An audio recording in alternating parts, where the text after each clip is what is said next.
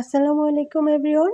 গাছ লাগানোর কাজে আমার যেন কোথা থেকে একটা এনার্জি চলে আসে। আমি গাছ লাগাতে বরাবরই খুবই পছন্দ করি। গাছ লাগানোর প্রতি আমার একটা ভালোবাসার বহিঃপ্রকাশ কাজ করে। আমার মন ভালো লাগলেও গাছ লাগাতে পছন্দ করি, মন খারাপ লাগলেও গাছ লাগাতে পছন্দ করি। বাড়িতে কলমি শাক কিনে নিয়ে এসেছিল। কলমি শাক কেটে খাওয়ার পর কলমি শাকের কিছু ডাঁটা বেঁচেছিল। শাশুড়ি বলল, গাছগুলোকে পুকুরের পাশ দিয়ে লাগিয়ে দাও। আমি আবার মাতব্বরি করে পুকুরের পাশে লাগিয়ে দিয়ে ভাবলাম কিছুটা ছাদে লাগিয়ে দিই।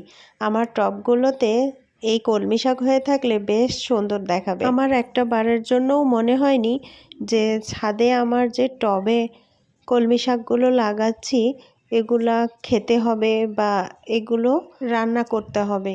সম্পূর্ণ এটা বেশ ছাদের টবটা খালি হয়েছিল, সৌন্দর্যের জন্য গাছটা আমি লাগিয়েছিলাম। এখন যেহেতু বর্ষাকাল, গাছটা লাগানোর সাথে সাথে এক সপ্তাহের মধ্যে গাছগুলো লেগে গিয়েছিল আর নতুন নতুন কষ বেরোনো শুরু হয়েছিল।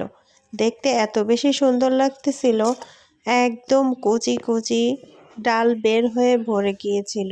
আমি তো ভেবেছিলাম এগুলো হবেই না, কিন্তু হওয়ার পরে এত বেশি সুন্দর লাগতেছিল।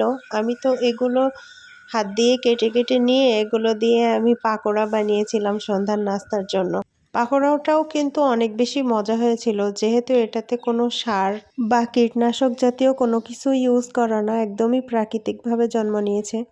এক সপ্তাহ পরে আমার কলমি শাকের গাছের অবস্থা কি সুন্দর দেখতে, যে কি সুন্দর লাগতেছে, মনেই হচ্ছে না এগুলোকে ছিঁড়ে রান্না করা যায়। ভাবাই যাচ্ছে না যে আমি কিছুদিন আগে, মাত্র এক সপ্তাহ আগে কলমি শাকগুলোকে লাগিয়েছি।